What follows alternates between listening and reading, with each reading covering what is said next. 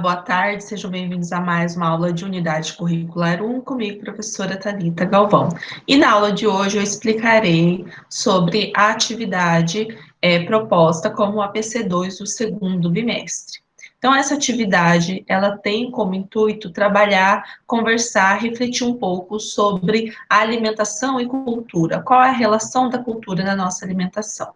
Caso vocês já tenham tido a curiosidade, o interesse de olhar as outras disciplinas da área de linguagens, vocês observaram que a área está trabalhando com um projeto interdisciplinar acerca dessa temática da alimentação e cultura, né? A nossa unidade curricular 1, ela não entra nesse projeto, uma vez que nem todos os alunos das turmas têm essa disciplina, porque é uma disciplina optativa. Então, quem optou pelo itinerário formativo 1 tem essa disciplina, mas aqueles alunos que não optaram, daí tem outras disciplinas lá do itinerário formativo 2. Então, por isso que a unidade curricular 1, no caso, no primeiro semestre, eu sou pós-moderno e você, não entrou neste projeto, mas também trabalhará com a questão da alimentação e da cultura, assim como as demais disciplinas da área de linguagens, ok? Então, eu vou agora colocar uma apresentação para vocês e eu vou começar a falar um pouco sobre o intuito, então, desse projeto, que ainda que a nossa disciplina, nosso componente não faça parte, mas ele também vai estar abordando esses temas. Então, o tema do nosso projeto é alimentação e cultura. E o que nós vamos trabalhar hoje nessa aula? A influência da cultura na alimentação e o processo de hibridização e como esse processo afeta a nossa alimentação. E qual que é o problema, né, que a gente tem atualmente no nosso mundo contemporâneo e por que, então, que a área de linguagens interartes se propôs a trabalhar? Bom, esse projeto, ele veio para a gente refletir um pouco sobre a relação entre a alimentação, a cultura e a sustentabilidade, ok? Então, para isso, tem algumas questões que eu quero deixar para vocês refletirem sobre elas. Uma delas, o que é cultura? Nós já trabalhamos isso lá no nosso primeiro bimestre. Depois, o que são culturas tradicionais e como valorizar as práticas alimentares dentro dessas culturas tradicionais. E, por último, o que é sustentabilidade, tá? E de que modo essas culturas tradicionais, elas podem ajudar na sustentabilidade da alimentação mundial. Então, esses são alguns temas aí que estão inseridos no nosso projeto. E esse é um assunto importante, porque no contexto em que nós estamos vivendo, né, esse mundo cheio da forma aí de produção industrializada dos alimentos, isso vem desnutrindo cada vez mais a nossa população, ela vem esgotando os nossos recursos naturais, vem afetando o meio ambiente e transformando esse meio. E ao transformá-lo, acaba destruindo alguns ciclos naturais de produção. Então, hoje em dia é muito comum uso de remédios, uso de venenos, uso de sementes transgênicas, e com a não renovação dos solos, isso acaba afetando, trazendo vários problemas para a nossa saúde, para o nosso meio ambiente. E qual é a influência da cultura na nossa alimentação? Bom, atualmente, o homem ele pode contar com uma variedade enorme de alimentos, né, de produtos alimentícios. E essas novidades, elas vão surgindo diariamente para acompanhar também as nossas mudanças diárias, né, a mudança do nosso dia a dia. Então, por exemplo, agora a gente tem uma intensa forma de trabalho, assim, intenso ritmo de trabalho. Então, esses produtos, essa forma de se alimentar, tem que ir acompanhando também essas mudanças. E essas novidades vão surgindo, vão acompanhando as mudanças na área de alimentação, e essa área tem um desafio pela frente, porque ela tem que atender essas demandas, né? Cada vez mais rápidas. Até mesmo produtos como alface ou tomate, eles podem ser modificados por meio de processos sofisticados, como cultivos em condições especiais e até mesmo mudanças genéticas. Então, está crescendo cada vez mais as alternativas nas indústrias de alimentos e nos serviços de alimentação. Alguns exemplos, né, são os alimentos congelados, os alimentos pré-cozidos, os enlatados, as conservas, o uso do drive-thru, do fast food, do delivery, do self-service, entre outros. Então, os tipos de alimentos consumidos nos diferentes países, eles tendem a ser cada vez mais semelhantes. Então, lembra que a gente estudou lá no começo das nossas aulas, esse componente curricular, sobre a formação da nossa identidade cultural, né, da formação da nossa identidade nesse mundo contemporâneo, e seguindo aquele livro lá do Stuart Hall, e seguindo aquele livro, a gente vê a questão da globalização. Então, a globalização, além dela estreitar a culturas, e quando a gente fala de cultura, a alimentação, ela está inserida nisso, né? A alimentação faz parte das manifestações culturais, a culinária faz parte dessas manifestações. Então, com a globalização, a gente vê aí mais homogeneidade em relação à forma como as pessoas se alimentam, né? Então, os tipos de alimentos consumidos nos diferentes países tendem a ser cada vez mais semelhantes. Mas essa homogeneidade, ela é relativa, né? Ela é mais aparente do que real, na verdade. Porque os comportamentos alimentares, eles são adaptados à cultura de cada povo e cada país, tá? Em estruturas fortemente marcadas pelas particularidades locais, com um forte apego à sua própria identidade. Então, ainda que a gente verifique, identifique que há uma homogeneidade, que às vezes o que a gente come aqui no Brasil, outras pessoas no mundo afora, de diferentes culturas, também possam comer por causa dessa globalização, né? Mas a gente percebe algumas particularidades, porque ainda a cultura é muito forte, né? E as pessoas ainda têm um apego muito grande à sua própria identidade, né? Consequentemente, a sua própria cultura, né? A sua identidade, ela parte a partir da sua cultura, né? Daquilo que o cerca. Então, ela vai manter algumas diferenças aí também na sua culinária. Ainda sobre alimentação e cultura. Mas e aí, o que a cultura influencia na alimentação? A nossa cultura, e daí relembrando o que é cultura, né? Nossas crenças, nossos tabus, nossa religião, entre outros fatores, tudo isso forma a nossa cultura. E ela influencia diretamente a escolha dos nossos alimentos diários. Desse modo, a alimentação humana, ela parece estar muito mais vinculada a fatores espirituais e exigências tradicionais do que as próprias necessidades fisiológicas. Então, a gente não come apenas para alimentar o nosso corpo, né?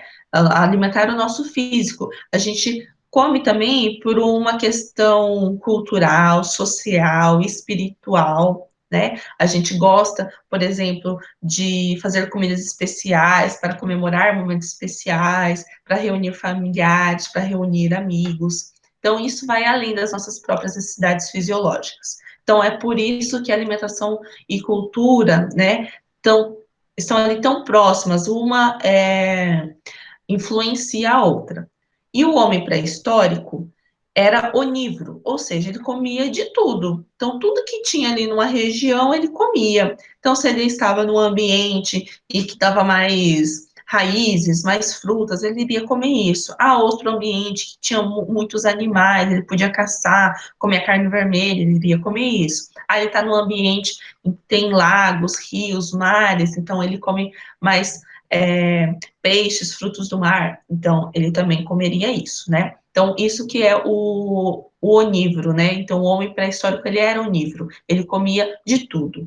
Mas, com o homem contemporâneo, isso já é bem diferente, porque nem todos os animais e vegetais presentes na região fazem parte da sua cozinha.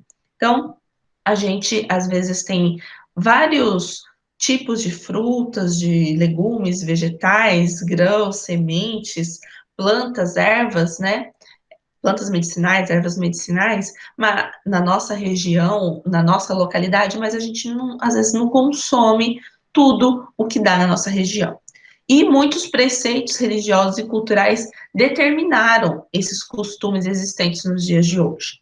Então, por exemplo, tem religiões em que não se come a carne de porco, em que não se come o peixe com couro. Então, a nossa alimentação, ela vai muito além do que aquilo que há na nossa região, ela também passa por esses preceitos religiosos e culturais. Então, não é porque é, é fácil o acesso a tal alimento que eu vou me alimentar dele. Às vezes, dentro do meu preceito religioso, do meu preceito cultural, aquele alimento não pode estar inserido ali na minha alimentação. E nas últimas 3 décadas, ocorreram importantes mudanças nos hábitos alimentares dos brasileiros, agora especialmente falando, né? Uma delas, redução no consumo de arroz, do feijão, da farinha de trigo, outras, né? Um maior consumo de carnes em geral, aumentou também o consumo de ovos, de laticínios, do açúcar, teve a substituição da gordura animal por óleos vegetais, né? A manteiga por margarina, o aumento nos gastos com alimentos industrializados, então as pessoas elas têm consumindo muito alimentos industrializados. E por que isso? Porque, como já dito anteriormente, o ritmo agitado imposto pelo mercado de trabalho deixa cada vez menos tempo livre para a alimentação. Não só para a alimentação, mas também para o lazer, para o cuidado pessoal, né? Então, os intervalos, eles precisam ser muito bem aproveitados. E quando eu falo intervalos, também inclui o horário das refeições, em especial o horário de almoço. Então, as pessoas acabam fazendo outras atividades, não só se alimentar, não só fazer a sua refeição. Eu vejo muito isso em pessoas que trabalham, por exemplo, no centro da cidade. Aproveitam o seu horário de almoço, comem rapidinho, isso quando comem, né? E vão resolver problemas do banco, problemas lá na loja de telefonia, para mudar o plano do celular, da internet, enfim, vão fazer N coisas, vão na casa lotérica pagar conta, né? E acabam deixando a parte aí da alimentação, que seria a sua prioridade naquele horário, um pouco de lado, infelizmente, né? Então, quando comem, optam por alimentos que dá para comer mais rápido, mais depressa, dá para comer em pé, dá para comer enquanto se anda, né? Por exemplo, um salgado você pega e sai andando e tá tudo certo. Só que não, né? E daí, por conta disso, começam a surgir alternativas nas indústrias de alimentos e dos serviços de alimentação. Então, como eu já disse também, alimentos congelados, os pré-cozidos, o uso do drive-thru, o fast food, o delivery, o self-service, né? Todas essas nomenclaturas ajudam a traduzir aí a importação do novo estilo no padrão alimentar brasileiro. Bom, e ainda continuando falando aí da cultura e alimentação. A cultura, ela relaciona-se às práticas sociais, aos costumes e às manifestações de diferentes linguagens, aspectos que são mantidos e renovados por meio da educação das novas gerações. Ela se manifesta no cotidiano e nos momentos de celebração, como rituais e festejos, e caracteriza-se pela diversidade, ou seja, manifesta-se em diversos locais e contextos socioeconômicos. Dessa forma, a gente pode afirmar que existem culturas que variam conforme o poder político e econômico de seus integrantes. Outro aspecto importante é que a cultura está sempre em transformação, em razão dos encontros e das trocas entre pessoas e grupos, hoje e em outros tempos. E nesse sentido, as diferentes culturas, elas são fruto desses encontros. Então, muitas vezes, uma ou mais culturas, elas podem desaparecer conforme os jogos de poder, né, de interesses entre os grupos sociais. Então, aquele grupo que é mais rentável, né, ele acaba se perpetuando aí por mais tempo. Isso fica muito claro quando pensamos no modo como culturas menos favorecidas técnica e economicamente acabaram desaparecendo ou sendo totalmente transformadas quando encontradas aí com outras culturas. É a partir daí que entra, então, esse encontro de culturas, que entra esse processo chamado hibridização. Então, a história e a antropologia nos mostram que quando as culturas distintas elas se encontram, elas também acabam por se unir num processo de hibridização. Então, diferentemente do conceito de sincretismo, o conceito de hibridização considera os jogos do poder do processo de troca cultural. Então, em razão da globalização comercial e do desenvolvimento das tecnologias de comunicação e informação, a hibridização cultural ela vem acontecendo de forma muito rápida nos últimos 2 séculos. Assim, as diferentes culturas contemporâneas elas vêm se transformando numa grande cultura planetária e híbrida, principalmente nos grandes centros urbanos, como, por exemplo, Tóquio, né, no Japão, São Paulo, aqui no Brasil. Então, pessoas do mundo todo têm se vestido da mesma maneira, têm morado em casas parecidas e têm consumido os mesmos produtos, mantendo os mesmos hábitos de higiene e também os mesmos hábitos de alimentação, entre outras práticas. Isso acontece porque desde o século XX tem havido intensa produção industrial que se caracteriza por produzir e comercializar produtos prontos e em grandes quantidades. E uma das práticas culturais mais afetadas pela globalização e pela produção de itens prontos é, sem dúvida, a alimentação, cuja matéria-prima é muitas vezes transformada com conservantes e outros produtos químicos que fazem mal à saúde dos seus consumidores. Além disso, os produtos industrializados geram muito lixo, pois possuem embalagens e invólucros, né, como o plástico, que demoram muito para se desfazer na natureza. Por isso, esse projeto, tratando sobre cultura, alimentação e sustentabilidade, né, tem tudo a ver esses temas. E como que esse processo da hibridização afetou a nossa alimentação? Até meados do século XX, a alimentação das diversas culturas tinha diferenças muito marcadas. No Brasil, por exemplo, é comum que cada geração tenha seus pratos típicos. Com o desenvolvimento tecnológico da produção de alimentos, cada vez mais comidas enlatadas, conservadas e empacotadas têm chegado aos lares do mundo todo, tá? Não só do Brasil.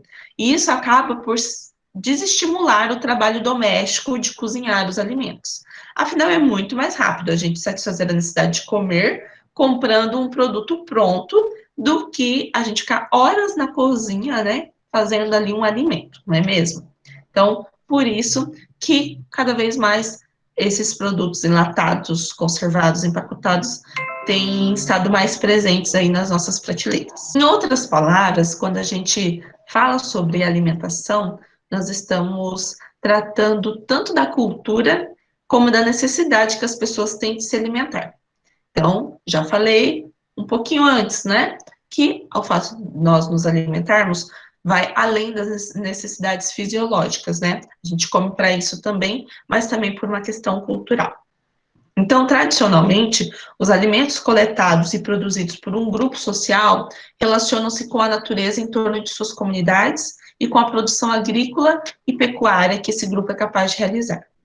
Por isso, os povos tradicionais em todo o mundo sempre tiveram como limite para a sua produção de alimentos as condições climáticas e ambientais locais. De acordo com o site do Ministério da Cidadania, os povos tradicionais são grupos culturalmente diferenciados e que se reconhecem como tais, porque possuem formas próprias de organização social, que ocupam e usam territórios e recursos naturais como condição para sua produção cultural.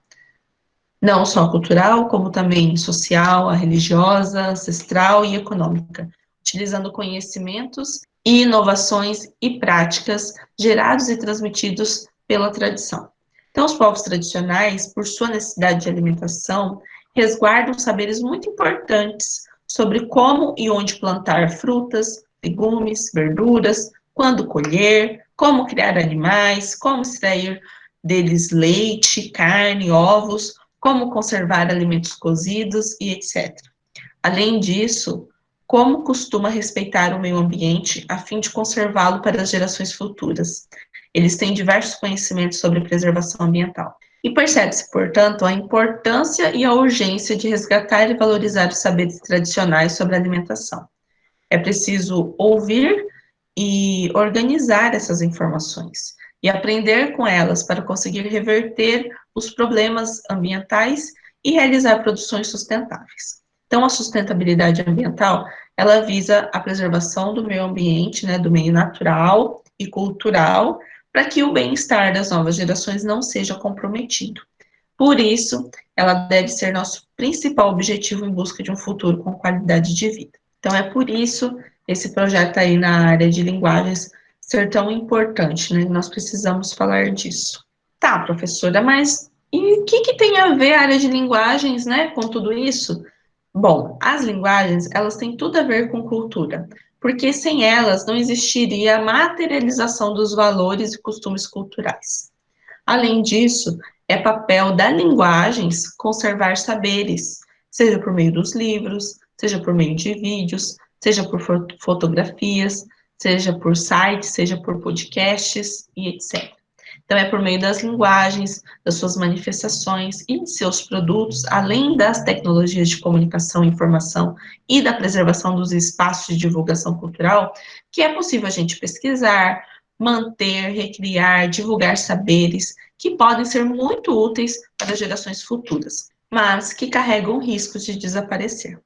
A criatividade, ela precisa de subsídios, ou seja, de fontes de inspiração. E as culturas tradicionais, elas podem ser o combustível para que encontremos saídas para os problemas de sustentabilidade ambiental que têm ameaçado aí direto a nossa alimentação. E é daí, então, que surgiu a ideia desta atividade, tá? Então, eu falei um pouco da base do projeto da área de linguagens, que infelizmente o nosso componente curricular, a unidade curricular 1, não está inserido nesse projeto, mas vamos trabalhar a mesma temática, tá? Com um diferencial. Como a gente trabalha muito a questão da formação da nossa cultura, da nossa identidade, e há 3 turmas de UC1 na escola, né? Vocês são da turma 5, mas há outras turmas. Nós, professoras desse componente, eu, professora Natália e professora Letícia, optamos então por trabalhar com a influência da culinária portuguesa na nossa culinária, né? Uma vez que a culinária faz parte da nossa cultura, qual foi a influência é, da, da culinária, da cultura portuguesa, da cultura africana, da cultura indígena na nossa cultura, especificamente na nossa culinária. Então, a turma 5 ficou responsável por trabalhar aí com a influência da culinária portuguesa na nossa culinária, tá? A turma da professora Natália vai trabalhar a influência africana e a turma da professora Letícia trabalhará com a influência indígena. Então, vou ler aqui para vocês um pouquinho sobre a nossa PC.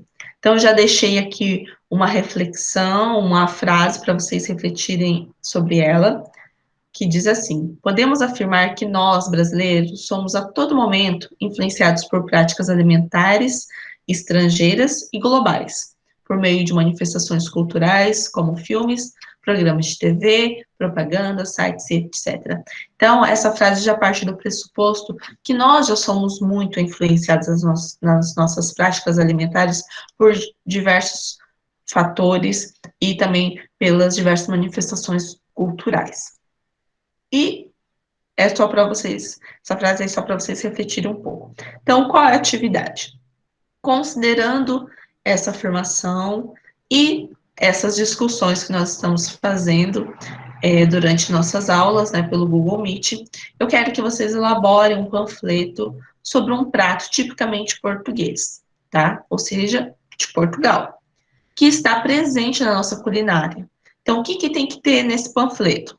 Eu quero qual é o prato culinário, né, que você escolheu, qual é o prato típico, o nome e a imagem ilustrativa, uma curiosidade sobre esse prato. Então, como que veio parar no Brasil, quem o trouxe, né, como que faz, qual é a origem, qual é a história desse prato, se tiver, quais são os ingredientes, o que que a gente precisa para fazer esse prato, qual o modo de preparo, então, como fazê-lo, e, se tiver, coloque possíveis variações que aconteceram no prato ao ser inserido na nossa cultura brasileira. Então, pode ser que lá em Portugal eles utilizavam um ingrediente específico, que às vezes era mais fácil lá, e aqui, por não tê-lo, foi substituído por outro. Então, pesquisa aí quais possíveis variações que ocorreram. Ou então, por conta da questão do paladar mesmo, paladar de um país para o outro ser diferente, se mudou alguma coisa, se aqui a gente acrescentou ou retirou algum ingrediente. E daí, como que vocês vão fazer? Já deixei aqui um modelo do panfleto, vou abrir para vocês. Então, ele está em PowerPoint. Então, aqui está o modelo. E daí, como é um arquivo em PowerPoint, vocês apagam e coloquem aqui. Vamos supor, vou falar sobre a feijoada. Feijoada não é um prato típico de Portugal, tá, gente? É só exemplificando. Vou colocar feijoada. Você coloca feijoada. Coloca uma fotinha da feijoada. Ai, qual que é? Ai, vamos, curiosidade sobre o prato. Se tiver, né? Aqui, como eu abri pela web, fica meio estranho, né? Mas abram aí no PowerPoint de vocês. Eu vou pôr agora sobre a história. Assim vocês vão editando, tá bom? Aqui tá ruim de editar porque eu tô na web, mas abram aí no PowerPoint no computador de vocês, ok? Então vocês vão editando, pode tirar cor, tá? Pode mudar a cor. Professora, não gostei dessas coisas, não tô conseguindo mudar.